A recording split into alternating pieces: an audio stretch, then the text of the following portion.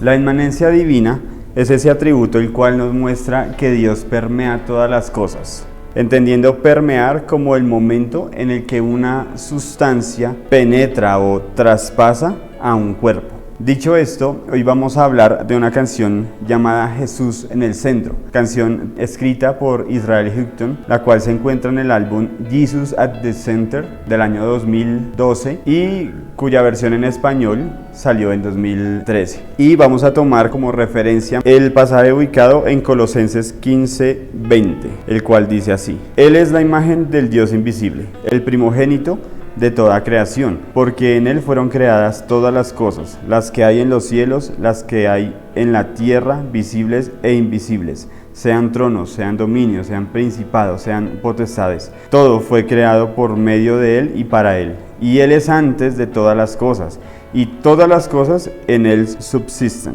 Y Él es la cabeza del cuerpo, que es la iglesia. Él que es el principio, el primogénito de entre los muertos, para que en todo tenga la preeminencia, por cuanto agradó al Padre que en Él habitase toda plenitud, y por medio de Él reconciliar consigo todas las cosas, así las que están en la tierra como las que están en los cielos, haciendo la paz mediante la sangre de su cruz. A partir de este pasaje entonces vamos a mirar por qué Jesucristo es el centro de las cosas. ¿Cómo explicamos que Jesucristo es el centro de las cosas? Este pasaje es importante porque es como una defensa que Pablo expone en pro de la deidad de Jesucristo. ¿Todo por qué? Porque en Colosas estaba surgiendo una herejía de parte de falsos maestros. Entonces Pablo empezó como a contraatacar toda esta corriente. El verso 15, la imagen del Dios invisible.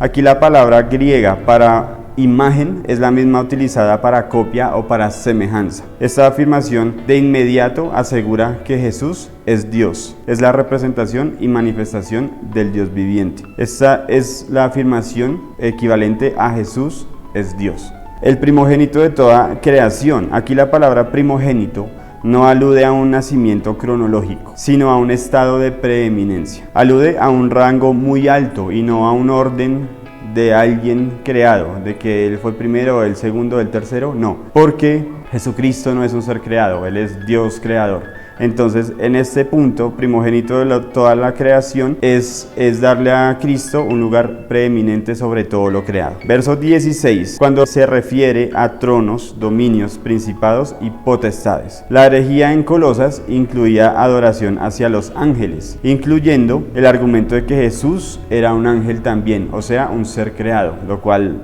sabemos totalmente erróneo. Pablo rechazó enfáticamente estas enseñanzas, aclarando que Cristo es Dios creador, preeminente sobre cualquier otro ser ya creado. Y además termina el versículo argumentando que todo fue creado para su deleite y para su gloria.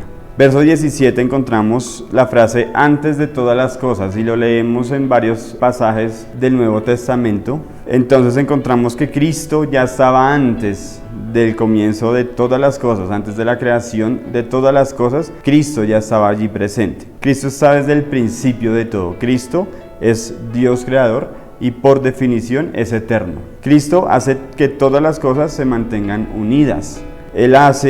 Él está en todas las cosas y todas las cosas están en Él. Eso es lo que significa la inmanencia divina. El verso 18, la cabeza del cuerpo. El cuerpo es una metáfora de la iglesia. Entonces entendemos que el cuerpo, nuestro cuerpo humano, es dirigido por nuestro cerebro. Asimismo, entonces la iglesia es dirigida por una cabeza, la cual es Cristo.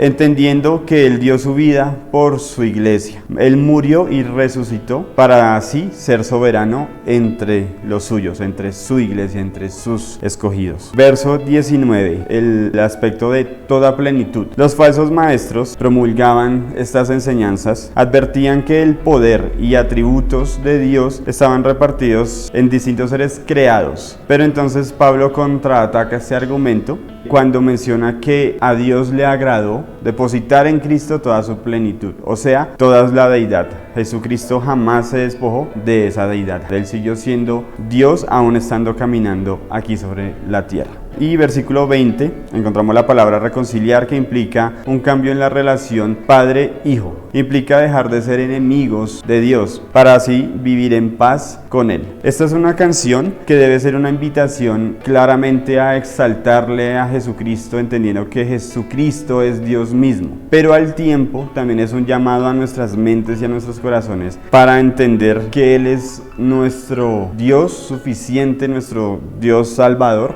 nuestro Padre eterno, ese Hijo eterno que vino en rescate por todos nosotros. Entonces, que esta sea una oportunidad de seguir entendiendo lo que significa que Jesucristo sea suficiente, que sea mayor que todo lo creado, que Jesucristo sea supremo, que Jesucristo sea preeminente. Que esta sea una oportunidad para meditar y que esto sea algo que traiga paz a nuestros corazones. Asimismo, cantemos con entendimiento, de acuerdo a todo lo que su Escritura nos ha enseñado.